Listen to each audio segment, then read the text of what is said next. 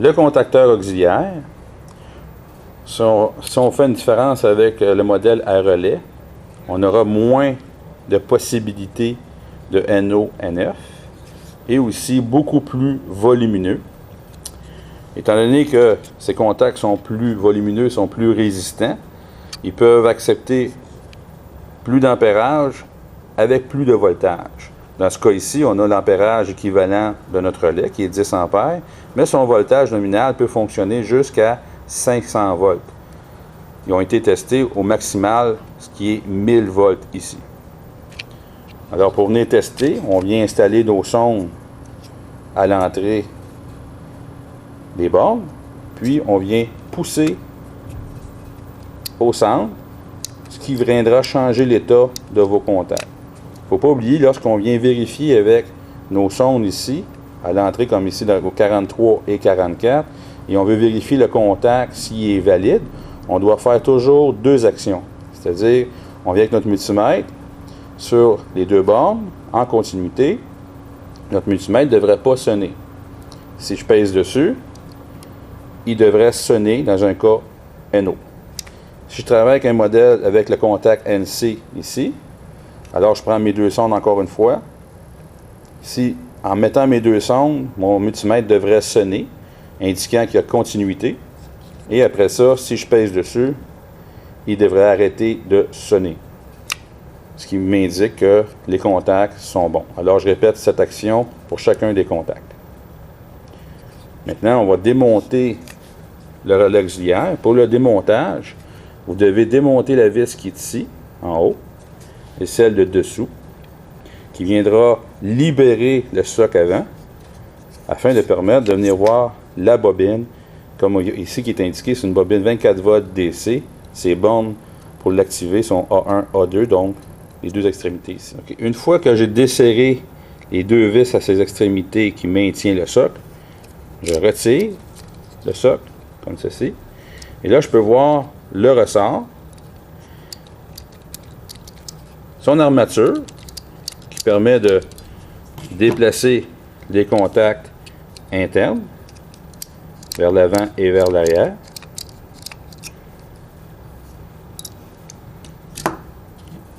Et la bobine, finalement, la bobine, qui, elle, peut être interchangée lorsqu'elle est détruite.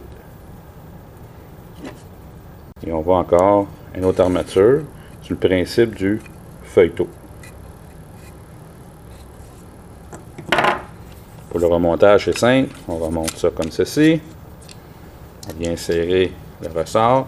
Remarquez que le ressort, il y a un côté qui est plus gros que l'autre. Le côté le plus gros doit venir s'appuyer sur la bobine. On insère et on revient serrer nos deux vis. Le contacteur.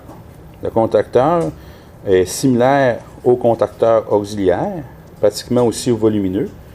Contrairement au contacteur auxiliaire, on avait des contacts NO et NC. Dans ce cas ici, vous avez 4 contacts NO. Vous avez les informations L1, L2, L3, qui se trouvent être les lignes de tension pour un moteur triphasé. T1, T2, T3 pour les branchements du moteur. Si on regarde au niveau de la bobine, qui est similaire au contacteur auxiliaire, vous avez ici l'information 120 volts à 60 Hz. Les Hz, c'est pour le courant alternatif. 2 bornes de branchement pour la bobine. Si on regarde sa fiche signalétique, les informations ne sont pas les mêmes. Il ne nous donne pas l'ampérage nominal des contacts. Par contre, ce qu'il nous donne comme information, c'est par exemple sur un 3 phases, un moteur sur le 230 volts est valide jusqu'à 2 HP. Ici, sur un 3 phases sur 600 volts, il est valide jusqu'à 7,5 HP. En utilisant la conversion de 1 HP est égal à 746 watts et vos formules, vous serez en mesure de calculer l'ampérage nominal qu'il peut avoir sur les contacts. Pour leur vérification, eh bien, c'est similaire au contacteur auxiliaire.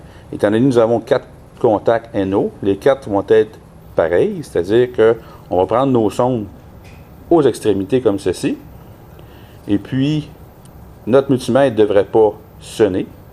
N'oubliez pas de mettre en continuité. Et si je pèse où j'active le relais, ça devrait sonner. Et je fais ça pour les 4.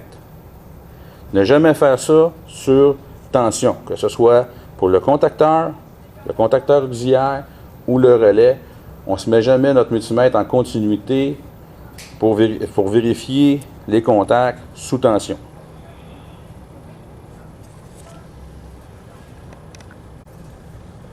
Une fois les vis de retenue du socle retirées, on peut s'apercevoir que c'est très similaire à celui d'un contacteur auxiliaire. Dans ce modèle ici, nous pouvons voir la vis qui est ici et là. C'est qu'il y a possibilité de 2 branchements pour votre A2 sur la bobine. Le A1, il y a seulement une possibilité, c'est ici. Encore une fois, si j'enlève la bobine, on voit l'armature intérieure, sur le principe de feuilletot, la bobine, on vient insérer à l'intérieur, le ressort qui est positionné du bon côté, on insère, puis on visse, et c'est terminé. Remarquez la différence entre les deux. L1, L2, L3 pour un contacteur. Borne 13, 21 NC qui est normalement close, qui veut dire normalement fermé, 31 normalement fermé. Donc vous avez 2 contacts NO, 2 contacts NC sur le contacteur auxiliaire. Et sur le contacteur, vous avez 4 contacts normalement ouverts, identifiés pour un moteur.